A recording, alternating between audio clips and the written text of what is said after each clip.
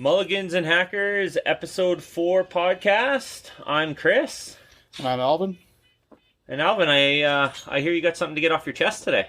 Yes, the rant. So we're relatively new to full-time golf, going to the golf course regularly. Correct. We also know that we're not really that great at golfers. We're bogey golfers. We're hackers. We're hacked. We know when we go to the golf course where we should be playing from. Yep. So when I did my solo game, and I was there by myself, I had a couple of guys probably my age, maybe a little older, playing in front of me. And they were playing from the furthest back tee boxes. The blacks at Cottonwood then? The blacks at Cottonwood, but they're not, the furthest back tees are not usually black. They could be any color, but the furthest tees away from the green. And every par 4 that we played, they would tee off from the blacks, and I would watch them because I would already be on the green. Their second shots were from just in front of the ladies' tee box.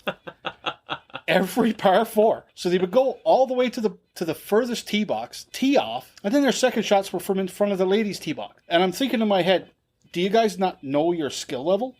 Wouldn't it be easier to tee off from the blues and actually be at least a quarter way down the fairway? That aggravated me because I watched this and go, well, I know I'm not that. We actually played from the blacks.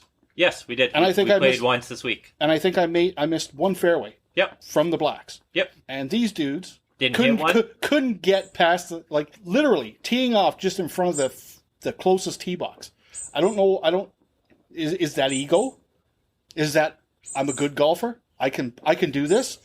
And every time you get up there and you fail miserably in doing this. I feel like those people are the same people that don't repair their ball marks on the greens. Ah, yes. Which drives me crazy. The second part of this rant. Nothing drives me more crazy on the golf course than stepping up to a green with an opportunity at a eagle or birdie putt. Which we've gotten a lot of looks at lately as birdie putts. Yes, yeah. We're as we've played more and gotten better, we're getting on and 1 on the par 3s or 2 on the par 4s or 3 on the par 5s, and we get up there and you feel like you have an opportunity to make a putt. And there's nothing worse than getting up there, marking your ball, looking at the line, and having like 8 fucking ball divots in the way.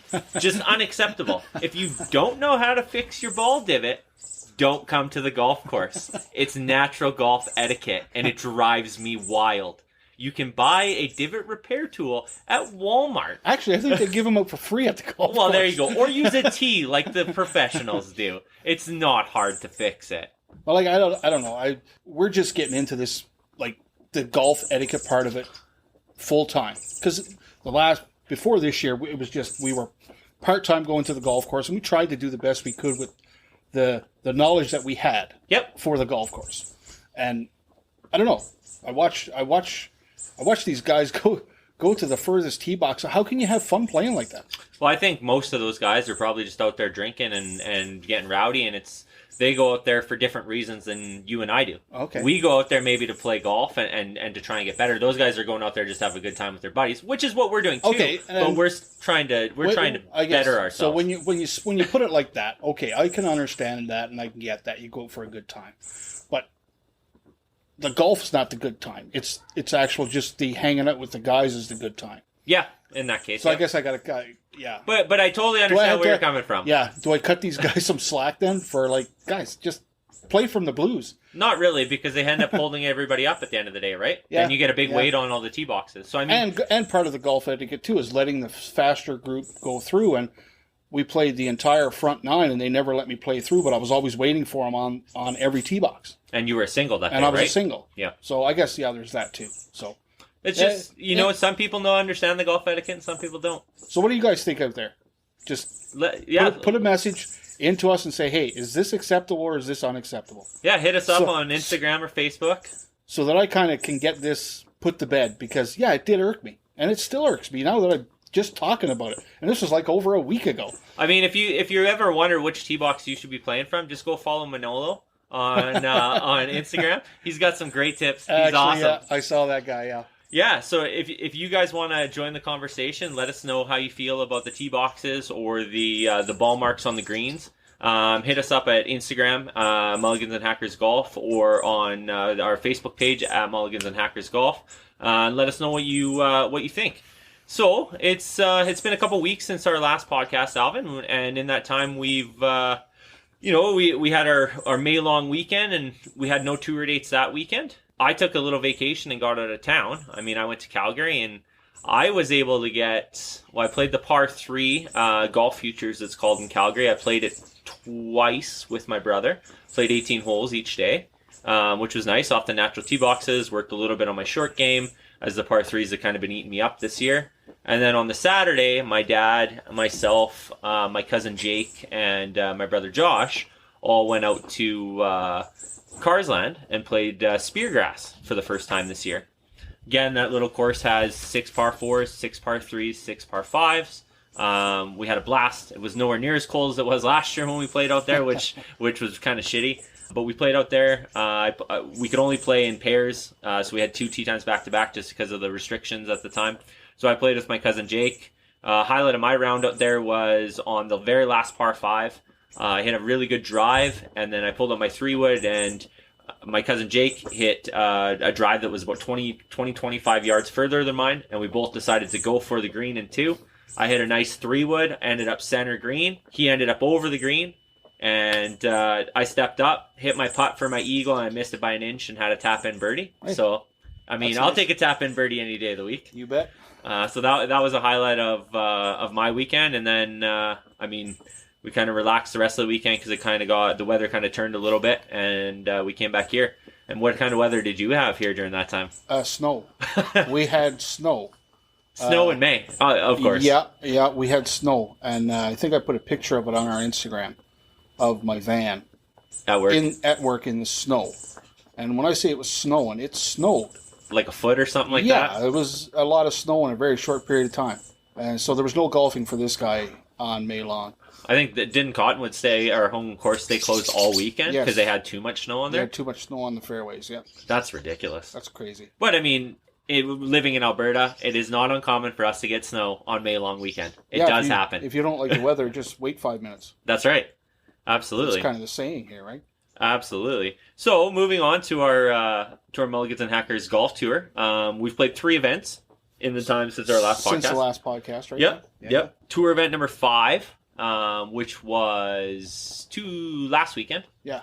Saturday, right? Yeah, it was the Saturday of last weekend. We got out and we played, and that was your first. Yeah, first win? I managed to pull out my first tour event win of the year. It was a fun little tournament. I think we only had 5 or 6 guys that day, so it wasn't like we had a whole bunch of guys, but it was lots of fun. The weather was actually nice that day. The weather kind of changed as the weekend went along. We had 8 that day. Oh, sorry, 8 that day. Yeah. Okay.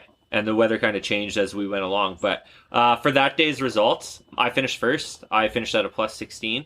You finished second at a plus 22. There's going to be a trend here in the 3 of who finishes second. Yeah. Just so you're aware. Yeah.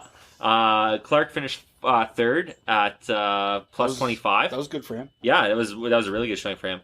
Chris M finished fourth at plus 29. That was a very poor showing by him. Absolutely. And if you're listening, yes, that was a very poor showing. Awful. But that'll change here in a few minutes once we talk about it. Dave C was next at plus 31. Then Isaac at plus 33. Then Sean at plus 43. And then my brother Josh at plus 47. So that was a fun day. And then that was a fun day for you because you won. Yeah, I finally got the monkey off my back. Got the W. It was good. It felt good. I wish I could have kept the train rolling because the next day, in tour event number 6, things changed a little bit. Yeah, Chris M kind of. Well, so you, me, Dave C, and Josh all went out as a group. Yes. And Clark was going out later in the day to play with his buddies. Yes. And Chris M went out to play with his buddies. He wasn't even supposed to play. Yeah, but he ended up staying in town to play. So he got a scorecard in, and he had a really good scorecard for that day. Yep. We'll give him that for event day number 6. That's right. He finished at plus 12 with a 78. I mean, second time he's broken 80 this year, and I mean, we golf with him a lot, and I've yet to see him break it. I mean, just throwing that out there, Chris. I'd like for you to break 80 on a day when we're playing with you. You got to do it this year. Yeah, but still, it's a good showing for him. It was a good round for him. And again, that's his second victory on so far this Absolutely, year. and both times he's won, he's actually shot 78. So that he tied his season best, I believe. Then we're talking about that trend. There you are again in second place. Second place. Plus 18, playing some bogey golf. I finished in third at plus 20. And then Clark was fourth at plus 26. Dave C was fifth at plus 33. And Josh was plus 44 to round out the field that day. That was the day we only had six golfers. Yeah, we only had 6 that day. So then the next day... Which was Sunday. Yes, Sunday This past Sunday we were in event number 7. It was probably our closest event of the year. Yeah. It was amazing. Yeah. If we look at the standings, 1 to 6 is separated by no more than 6 strokes. It's crazy. Yep. Everybody's getting a little better. We're seeing guys put up a lot better scores. Yep. And yeah, I managed to pick up my second victory in 3 tries. In 3 events, yeah. So now you're tied with me and Chris M for the most victories so far this year. Correct. 2 each. Yeah. We all have 2 each, and Darren has 1 to round out the 7 tour event days. So on Sunday, I finished at plus 15. 1. You finished in second yet again. 3 straight second place finishes. And you only were 1 stroke back, and you had me. I took a drop on 18. Or actually, sorry, I took a drop on 17 and 18. Yep. 17, I saved bogey with the drop. And 18, a big gust of wind came up as I hit my ball and just deadened it as it was going. So then I had to take a drop. I chipped short, and then I had to chip on. Yep. So I was staring at my bogey putt, and you were on in 2. Yep. So you had a chance to par it, and you turned in a bogey yourself. I did. And 3-putted it. I did. And I was staring at my 4, and I'm like, well, if he makes this putt, I definitely have to make mine. And when you missed yours and took a 5, I was like, I think I can 2-putt for the win. So it worked out okay. Yeah, you more or less gave that one to me, gave that one away rather than I win. Dave had a really, really good day on Sunday. He finished in third. I think that's his highest. At plus 17. Yeah, highest placing so far. Yeah, and one of his best scores of the year, I believe. Darren had a really rough front 9, but picked it up on the back. Managed to salvage a plus 20 and come in 4th. Isaac shot a plus 21, his best showing of the year. Yeah, that was pretty good too. Really good. Chris M had an absolutely atrocious Sunday. Maybe because we were rattling him a little bit. We did razz him quite a bit before he went out about his score the previous day. I think there was someone dubbed him. Maybe it was Clark dubbed him Chris McCheaton. Or something like that, razzing him a little bit. And I think that may have gotten to him a little bit, and he did put up a very good score on Sunday. Well, he had a terrible front 9, but he did shoot his third 39 in a 9-hole score of the weekend. Wow! So out of the 4 sets of 9 that he played, 3 of them he shot a 39 on. It was just so bad on his front 9 he couldn't recover. So him and Clark actually tied at plus 24. Mm-hmm. And then Josh at plus 48, and then Trey at plus 52. Yeah, it was fun. I mean, our current season, up-to-date season standings now, we got you riding high in first place. With three straight second-place finishes after 2 victories. We'll do that. Yeah. It'll keep you in first place. Yeah, you're rolling pretty good. You got 6,050 points. I'm knocking on the door. I'm only 150 points behind you at 5,900. Chris M is next at 5,450. Clark is then in 4th at 4,600. Dave C is next at 4,100. Darren is next with a tour victory at 2,600. Isaac is right behind him at 2,300. Then Josh at 1,800. Then my dad, Chris B, at 1,150. Then my cousin Jake at 400. Then Fuzzy at 400. And then Trey rounds out the field at 500. So it's...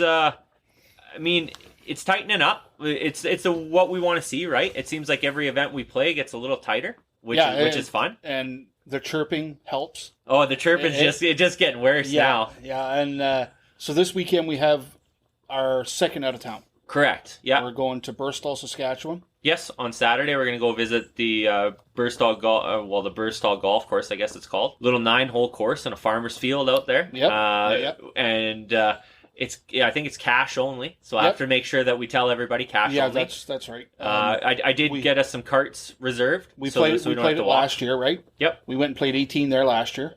Yep. Really enjoyed our time there. Really nice little 9-hole course. The fairways are probably nicer than some of the courses in town here. Agreed. And they have 2 par 5s, 2 par 3s. Yep. The 2 par 5s are some of the hardest par 5s I've ever played on any course. So they're really challenging because they're really long and there's a lot of obstacles. Yeah, like I think the second one, is it the second one has the trees in it or the first one? One of them anyways has a massive swamp right in the middle of the fairway, like cuts the fairway in half. You basically have to go around to the left of it or over top if you're brave enough. Yeah, so it is challenging, and can't wait to get out there and see who posts a score and see who gets a victory this weekend. Yeah, and I mean, I was out the other day just kind of checking some stuff out, and I found a neat little prize that we're going to have at the end of the year for the most out-of-town points accumulated. So we got all these out-of-town tour dates. I came upon this nice, sweet little purple sombrero. So we're gonna award that to the golfer who accumulates the most points on our out-of-town tour dates. So that's gonna be pretty sweet. We'll get Mulligans and Hackers Golf put on it, and then we'll get some photos up at the end of the year with the winner that has it. Yeah. It'll be pretty sweet. I'm pretty excited about that. Yeah. So then.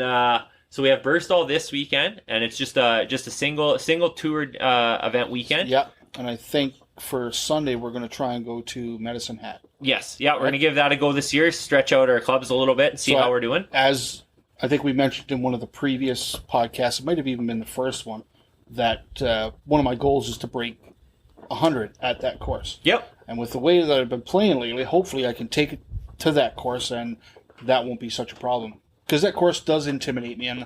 Well, it is long, right? And as you get into the back, they say the longest par 4 in the back, it's like 15 or 16. Yeah. So it's like, hey, you've been playing all day on these long holes, and now you got to try and get there, right? But hole number 1 is a par 5. Yes. And hole number 3 is a par 5. And hole number 1 is a dogleg right. Yep. And right at where the dogleg begins, there's a tree in the middle of the fairway. Yep. So you really, and when I step up to the tee box there, and we've played there probably about half a dozen times. Yep. And that par 5 intimidates me.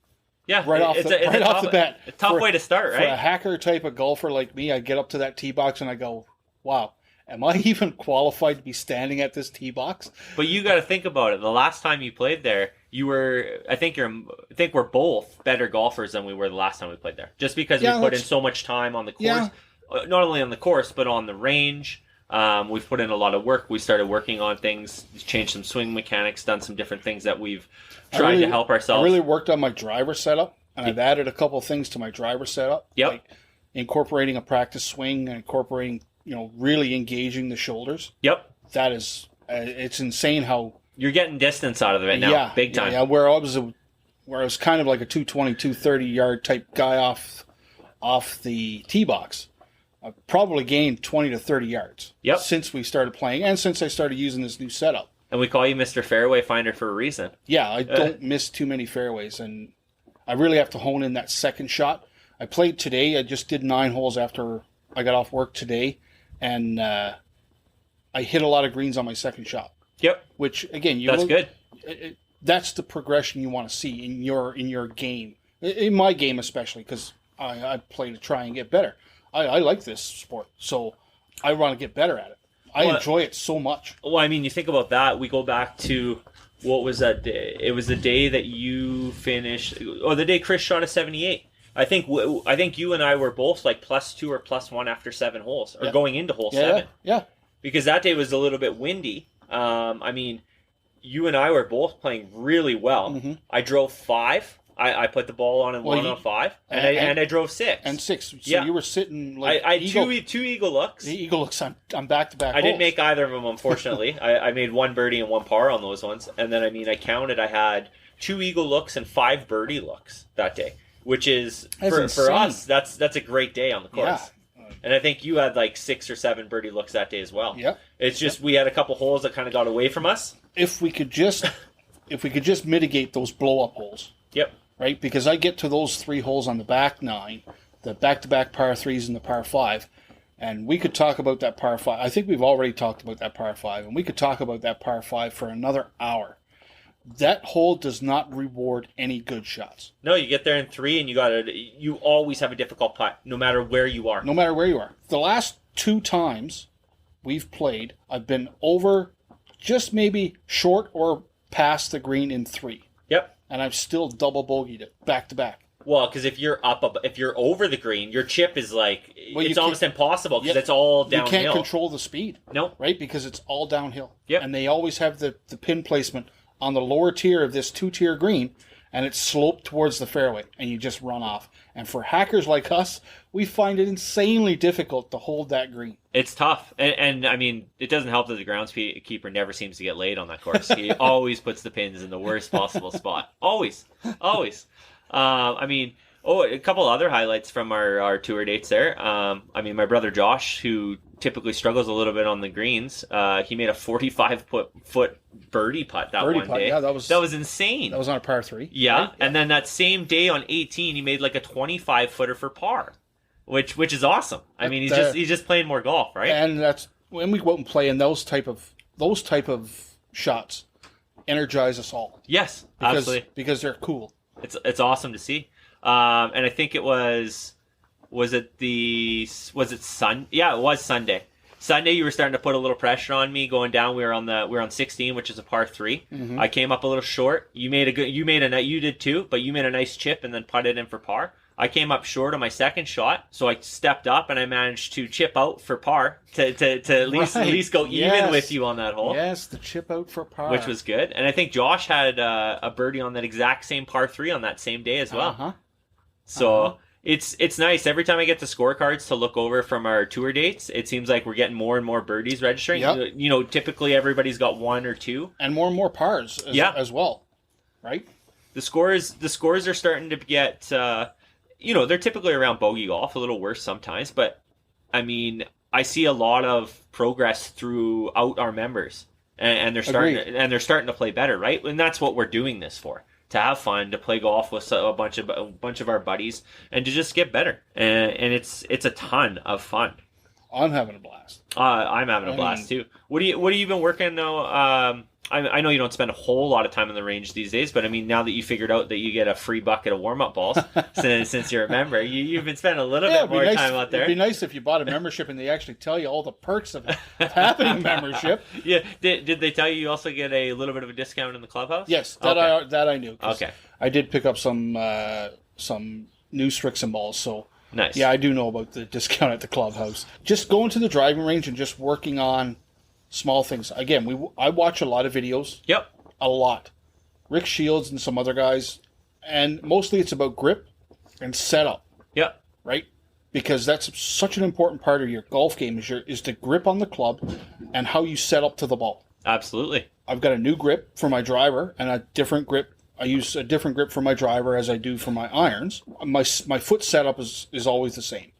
But it's really starting, and it feels good. My driver swing feels good. My iron swing's starting to feel good. I just really have to focus in on the yardage distance and making sure I get the most out of the iron. Yep. If I hit my pitch wedge 120, getting that 120 out of it when I hit it, and if I'm out 120, getting that 120, that's starting to come as well in the whole scheme of things. See, I'm struggling with that with my gap wedge right now. I should be able to get a good 110, 115, and typically lately I've been getting like 85, 90. And then if I close the face a little bit, de-loft it on the ball, then it just goes like insane. So I gotta find that area, right? So that's been a little bit of an issue with me inside that 80-yard range. And for years, the wedge I've used for chipping has been my 52 degree. Yep. Right? And the last 3 rounds, I think I've left my 52 in the bag. I've taken my 55 degree Wilson sand wedge out, and now I've started to really become a ton more comfortable hitting that thing closer on the green, and getting what I need, getting some rollout, getting some yak yards on the green with this wedge. Yep. if you don't hit the green in 2, you're getting close enough to have that par opportunity. Absolutely, that's the goal, right? Right. You want to make sure that you give yourself a chance to at least make par. So I've really started using that 55-degree sand wedge around the greens, and I'm liking it a lot more. For me, the last few rounds I've been out, not on the tour dates, but since we've been out on the tour dates and in between in my practice rounds, I've been grabbing my 60 a lot more when I'm close to the green. Because what I like about my 60 is it doesn't release as much as my gap wedge. So if I got to have a finesse kind of chip in there, where it's got to be a little less rollout, it seems to be a little bit more controllable for me. So I'm still trying to incorporate that into my game, not just in the sand bunker. So I'm working with that. I downloaded an app actually that Rick Shields did a review on, Shot Vision it's called. Got a little tripod from Walmart for $30, and it's a shot tracer. So basically, you take it down to the range, set it up, I can hit my clubs, and tell it what clubs I'm hitting. It'll register ball speed, swing speed, kind of give you an idea of where your distance is, and it's really good when I'm practicing, kind of to just see where my swing speed is at. What I'm doing, I've been playing a little bit with another shaft for my driver. I bought a little stiffer, little heavier shaft just to see what it might do to my game. Been playing with that a little bit. I haven't used it on a tour date because I'm still kind of working through it, and I want to be comfortable on the dates when the points count. I've been kind of doing that. My brother Josh and I, since he's down here working for us for the summer, we've been at the golf course 4 to 6 times a week. It's if we're not golfing, we're at the range basically. Yeah. And it's been awesome. We're putting in all the work. I'm excited. It's kind of it's nice to see get rewarded by winning 2 of the last 3 events. Yep. And we'll see how Burstall goes. And then I think the following weekend we have Burstall, and then only one tour date next weekend as well, or the following weekend as well at Cottonwood. So the next 3 weekends are just one tour dates per weekend. Yes. It's kind of a lighter schedule for everybody. Yes. A little nicer, so that we get as much. We get as many guys out as we can. Absolutely. And we have had pretty good turnouts, except for we had a bad weather day that a lot of guys didn't turn up on. Yep, that happens though. This is Alberta. 8 to 10 guys regularly. That's a lot of fun. Absolutely. And it just, we got our group now. We got some cool things in the works. We got a shout out the other day on a podcast. Who was that? Put that podcast. They put us on their Instagram page. Their story. Yeah. So they gave us a shout out. That was pretty cool. Kyle and James. I actually started listening to their podcast as well. Nice. And they have an Instagram page. Do they? They do. Yeah. They have an Instagram page. So Facebook page. Go over, give those guys a like, a share, check them out. Give their podcast a listen. Their podcast deals a lot more with focuses a lot on pro golf. Yep. Not so much on the hacker type golf or the everyday golfer like we are. Yeah, we need some good pro golf podcasts though. There's not enough of them out there, to be honest with you. Yeah, and that's part of the reason we started this podcast thing, and it's it's just so normal people talk about golf. Right? Yep. We don't understand everything about golf. We grew up with hockey. We grew up understanding the sport of hockey inside and out. You and I both coached. You and I both played. Yep. That was so hockey is kind of second nature to us. It's like a second skin. Golf is brand new. So we're just having fun with it. Yeah, I just started following pro golf this year. I watched a little bit of it last year, I will admit. But this year I've watched pretty much all the PGA tournaments and as much LPGA as I can find. Yep. I just watched. It's kind of aggravating how little it's broadcast actually for the ladies, because the ladies are just as good as the men, man. In their own right. And this past weekend, the LPGA US Open. If you don't think that was exciting golf, there's something wrong with you. There's no help for you, because Lexi Thompson and. Played well for 3 rounds and played well the front 9 on the 4th day, and just struggled a little bit on the back 9. And did she have a 4 or 5 shot lead? Yep. Yeah. Yep. And that dwindled away. And Yuka Sasso. Yes. And she followed, or she actually patterned her swing after Rory's. Yes. And I think Rory gave her a shout out on Instagram. Rory did. Yeah. Rory gave her a shout out and told her to go get that trophy, and that's exactly what she did. So that was awesome. So Yuka Sasso won in the playoff. Right. Which, and again, come right down to the wire. Yep. With Nasahata Oka. Yeah, I'm terrible at these names. Okay. It's all those Asian golfers. They're pretty good. Yeah, and but Yuka Saso won in a playoff, and I mean it was fantastic golf. Really enjoyable. Like I sat down and I watched the entire thing because it's and it's not about female golf or male golf. Just I like golf. Yeah. I've watched a few European tournaments on the weekend on the Golf Channel. Well, there's a young kid on the European Tour who's unbelievable. There was a 17-year-old girl that qualified for the U.S. Open, Mega Ghana. Yeah, she was in the running, and she was in the running the entire weekend. She struggled a little bit on day 4. I think she went +4, which kind of put her out of the running for the championship.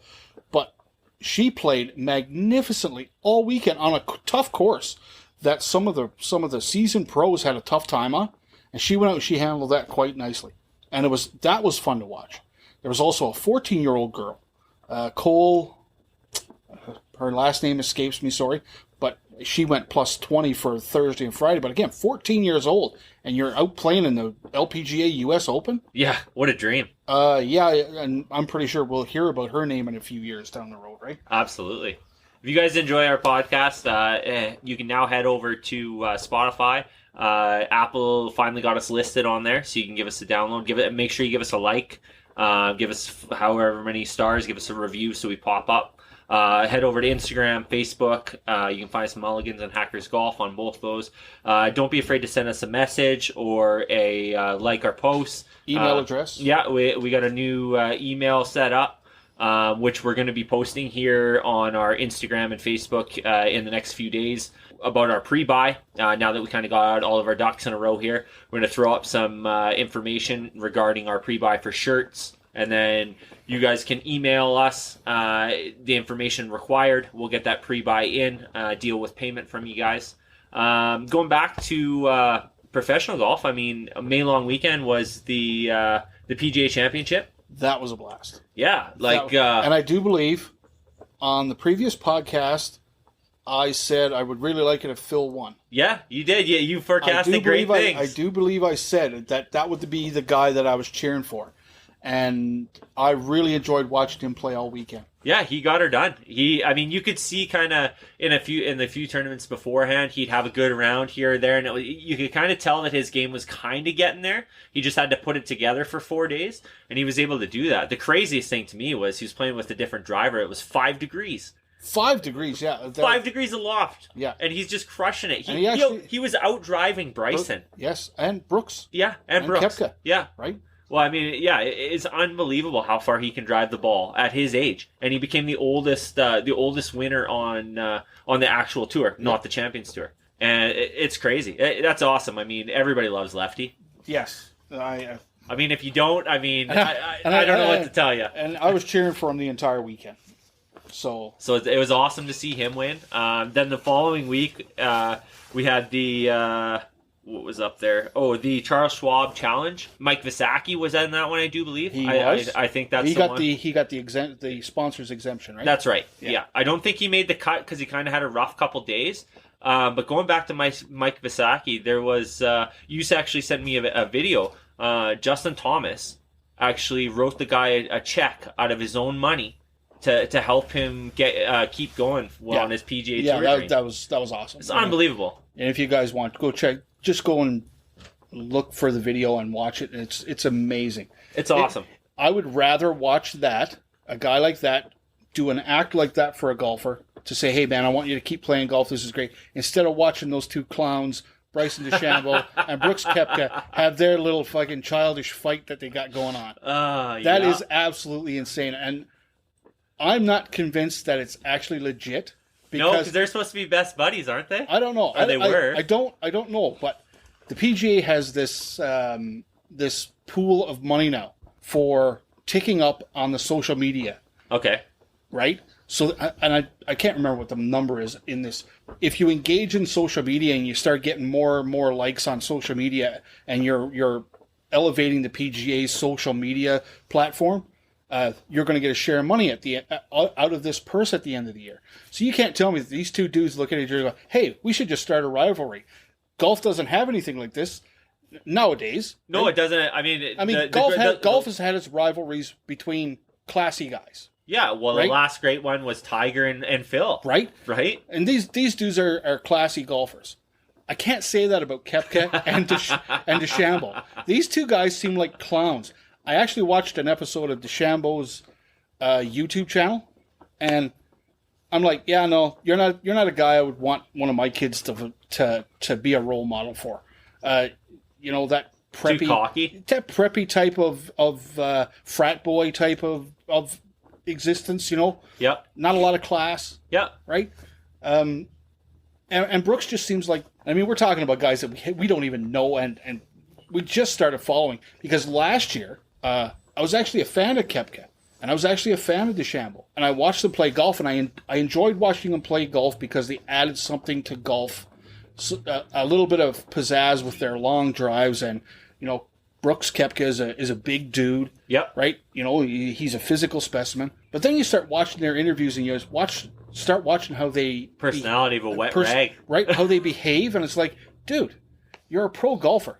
Act like it. Right?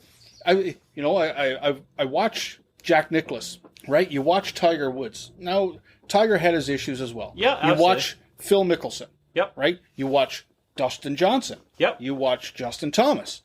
These guys have some class. They're professionals. Yeah.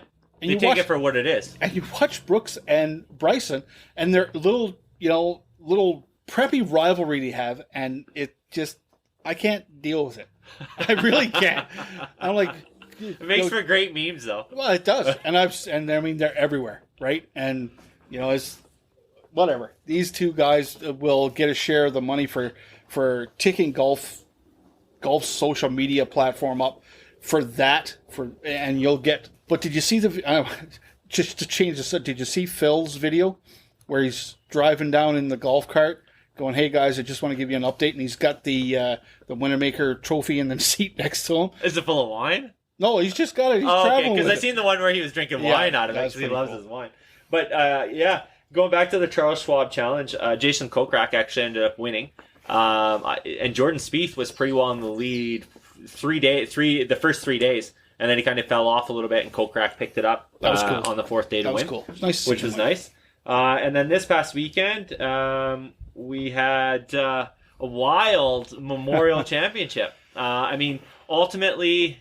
Patrick Cantlay beat Colin Morikawa in a playoff, and I'd like to just officially put an asterisk beside his win at 13 under par because of the wild story that developed on Saturday. After the third round. As Rahm was walking off the 18th green. Yeah, so basically for those of you that don't know or that aren't quite aware, Jon Rahm had been deemed a close contact late in May. He was given the option to either not play or to get tested every day for COVID and continue playing. So he decided, I'll keep playing. You just test me. So he had negative test. They played the first round on Friday. Everything was good. First round would have been on Thursday. First round on Thursday. They played their second round on Friday. It got delayed because of darkness. So then they had to finish it on Saturday morning. Still negative tests. Finished the second round. Made the cuts.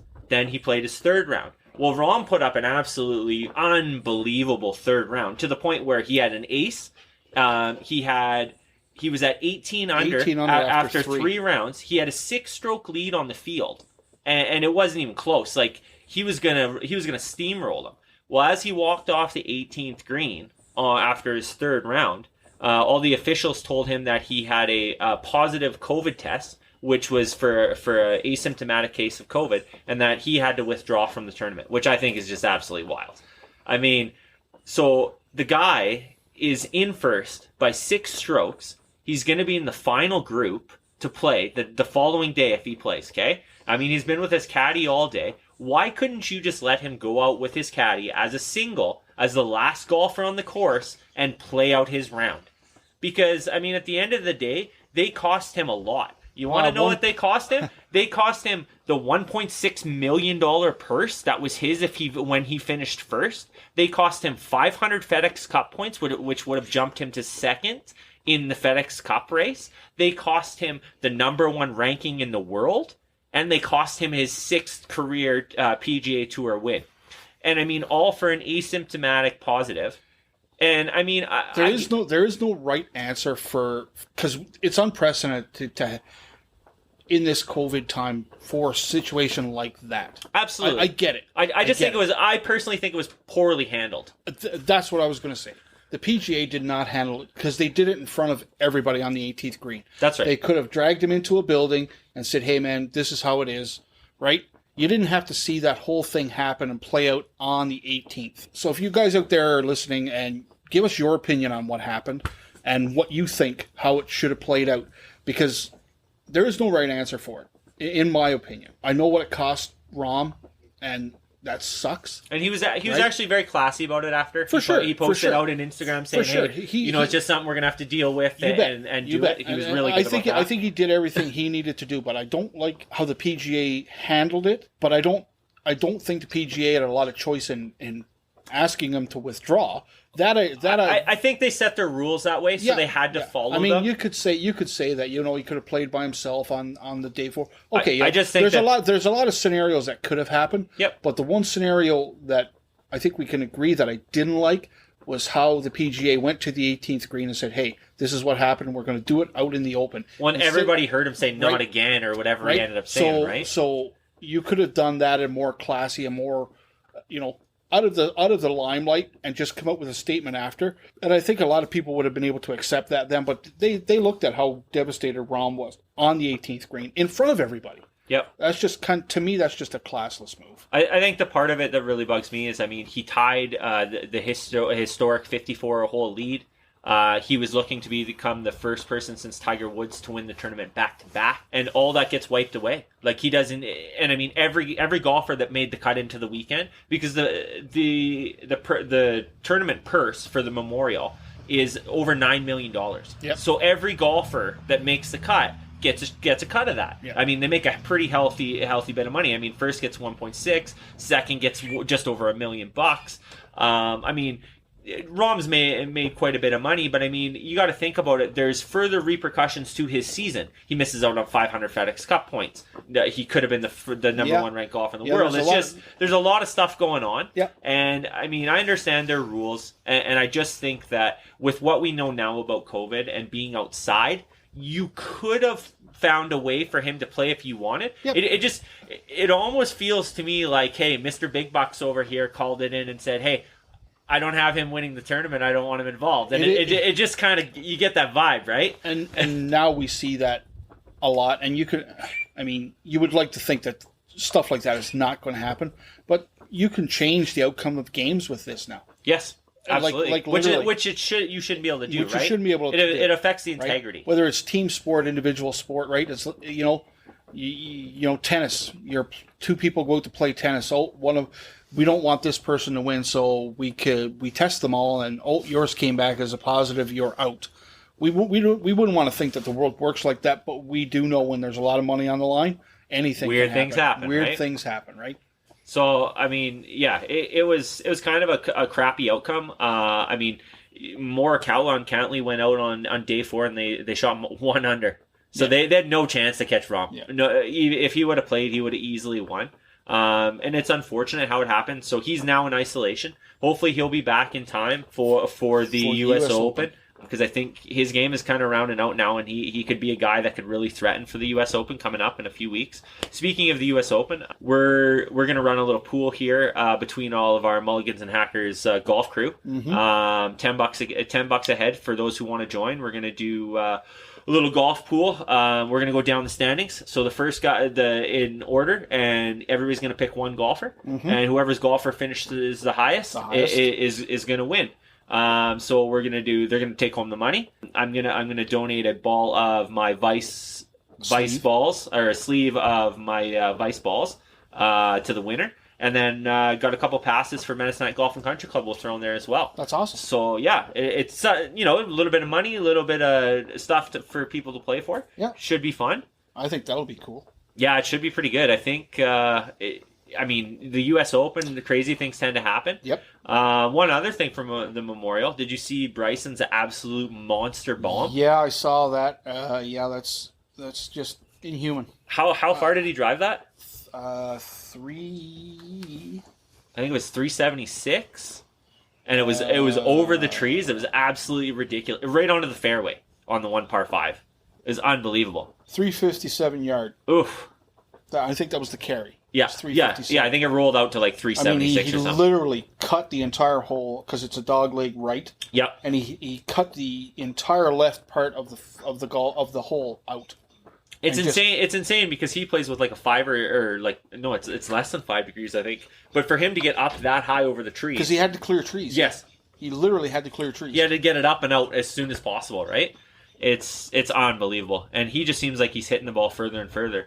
That's just insane. I mean, it's monsterish. It's crazy. Yeah. It's crazy. And if he had a little better attitude, I'd probably cheer for him a little more. Yeah, Just saying. you know, you can't have it all. Hey, I was reading some golf stuff the other day. I see Stephen Ames won a tournament on the championship tour. Champions, yep. Yeah, Canadian. Yep. Nice. I haven't heard from him in a long time. And I think we were actually finished second in that tournament, 1 stroke behind him. Actually, yeah, I believe you were correct. So it was Canadian at the top, which was nice to see. I think before this season's out, I think I'll start paying attention a little more to the champions. Yeah. Because I know Mike Weir's been playing better on the champions. Yes. He's already had a victory this year, I believe. Yes, at the what tournament? Oh, that was the one John Daly put in the water. Yes, and then exactly. he ended up winning that one. I can't remember. The name escapes me at the moment, but he has. But yeah. I like golf, so. Well, and it's funny because they asked Phil, they're like, Phil, when are you going to go full-time on the Champions Tour? He's like, when I stop hitting bombs, he's like, I'll go play full-time on the Champions Tour. Yeah, he's still playing well. Oh, man. When you can hit the ball like him, why not? He's hard not to cheer for. Right? Right? You just got a winner attitude. I love it. It's awesome. So anything else on your mind, Alvin? Anything else that you're want to rant about or think about for golf? I'm looking forward to Burstall. Yeah, I am too. Burstall should be fun. It'll be exciting. Don't forget, if you guys want to pre-buy, we're gonna put some stuff up on Instagram and Facebook to give you a look at the shirts. Yeah, in the next couple of days it'll get up. Just make sure you email us.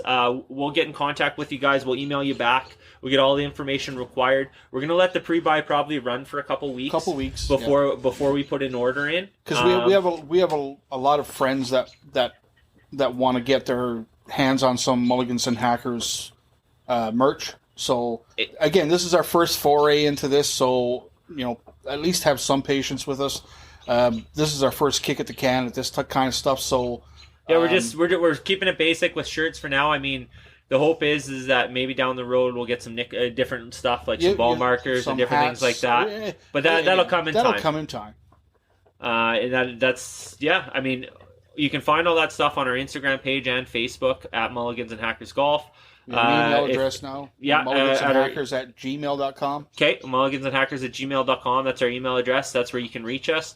And if you like this podcast, you can find us on Spotify or Apple Podcasts. Give us a like, give us a subscription, give us a rating. And other than that... next time on the podcast, we're going to talk about the Golf Super League. Yes. That's something that I think we should talk about. Because we'll spend some time talking about that. There's a lot of things that everybody has an opinion on this. The European Soccer League is done. Actually, that's a great idea, Alvin. So for those of you guys that are listening, do a little research on the Golf Super League, what's coming up. Feel free to email us or message us on our media platforms on what your opinions are. Yep. Maybe we'll do some shout-outs and read some of those out on our next podcast when we discuss that. And anything else you guys maybe want to hear us talk about when it comes to golf, or you want to hear more about when it comes to our tour or our group of guys, let us know. We'll try and address some of that stuff on any future podcasts. And let us know if you guys are starting some sort of little, any type of golf club you guys are, if you're starting your own golf club and you're doing your stats and points, drop us a line, let us know. We'd like to see the stats in that too. Absolutely. I mean, it's always nice to see other groups. I think we had one group from somewhere down in the States that kind of reached out to us, said they kind of do the same thing, right? Yep. Which is cool. Staten Island? Yeah, Staten Island, I think it was. Yeah. So yeah, if you got that stuff going on, let us know. If you work for a golf course and you're listening to this and you want us to come play, drop us a line. Tell us where you are in Alberta if you're in Alberta. And southern Saskatchewan, southern BC. Yeah, let us know, and we'll try and make arrangements. We'll try and get a crew to come and check it out. All right, well, I think that's it. We're just sitting out here by the fire enjoying our evening. Yes, now this is how you do a podcast. Right? I'm just saying, We've got the fire pit going, and we're sitting down enjoying the outdoors. This is awesome. We need to do this more. Yeah, this will be a regular thing as the summer goes on. We got a nice little setup here on the deck. So, anyways, you guys may your mulligans be plenty and your hacks be findable, and you guys have a great rest of your week. And we will catch you in a few weeks. Later. Later.